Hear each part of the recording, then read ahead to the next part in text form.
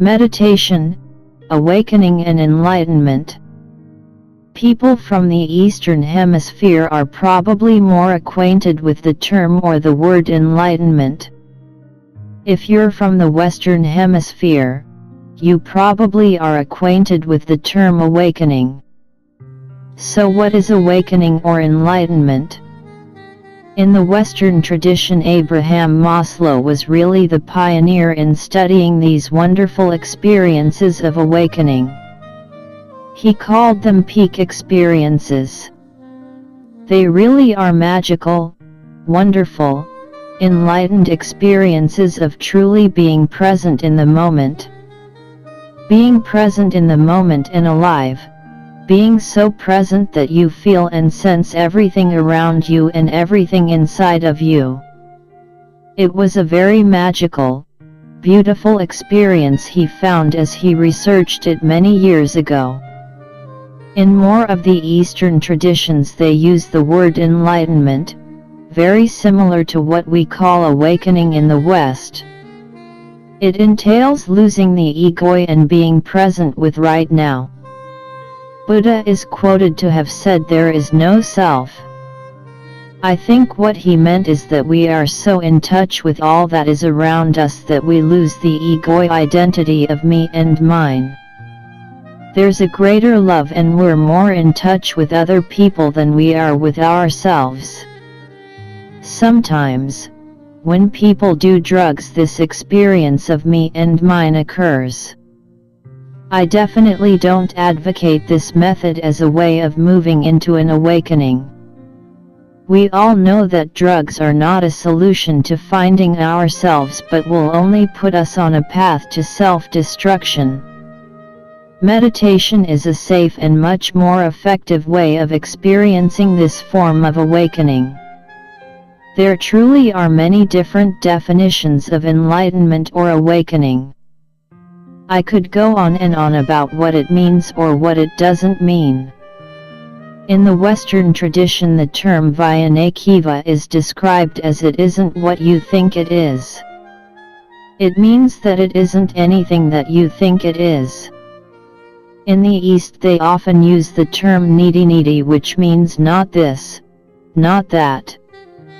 So enlightenment is really beyond description. It fascinates us, we pursue it, and some people even enter monasteries to experience it. Some people enter retreat centers and programs to find enlightenment or awakening.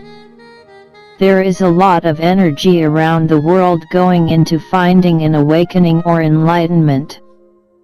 I too hold to the tradition that true awakening and enlightenment truly cannot be fully described.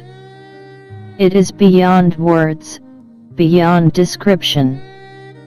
What I can do is give you some practical, hand-on tools so that you too can have these wonderful experiences on your own. Perhaps the best way that I can describe it is that enlightened, awakened people are very quiet.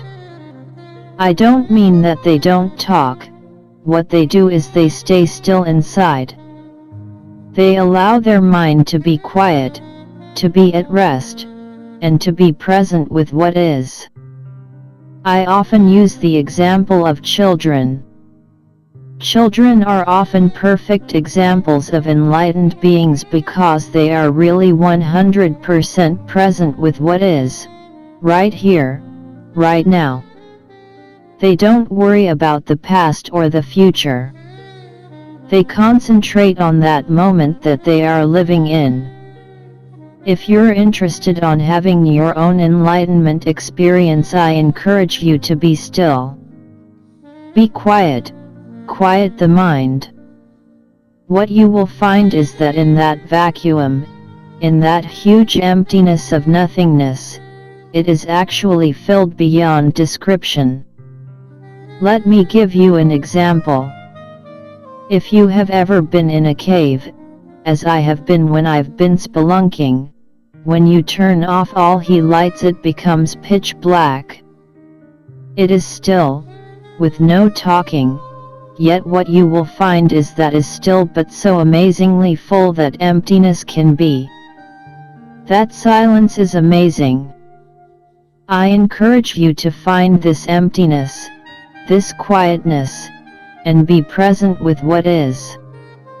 Don't think about it, don't put words to the moment, don't describe it, just be in that quietness. It isn't beautiful, it isn't ugly, it isn't exquisite, it just is. Lose all the adverbs, all the adjectives and just be. Be still. If you practice this experience of being still, in this quietness, that is what I am going to call Dr. Puff's awakening or enlightenment experience or life. When you are truly still, you are awakened to the vast infinite reality around you that your normally very busy mind is keeping you from. Be still and quiet. In the Christian and Jewish Bible there is a beautiful verse that I really love that says, "Be still and know that I am God." I think the key there is to just be still and the whole vast cosmos opens to you. The wonderful thing is that you can experience this on your own. All you have to do is work towards quieting your mind. I know it's work, but it is so worth it to reach the point where you can truly quiet your mind. Keep practicing and working on it.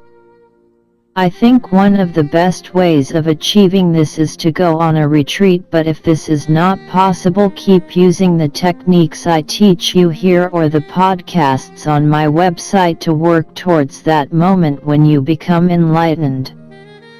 Eventually you will find that you can find that place in your mind where you are still, quiet, and even awakened or enlightened on your own. Work towards this and keep meditating. You will begin to have perhaps many enlightenment experiences that will get bigger and grow. Perhaps someday you will enter a world where throughout the day you are truly present and still. You will be still and enlightened with the vast and wonderful cosmos that used to be cluttered with your thoughts throughout the day.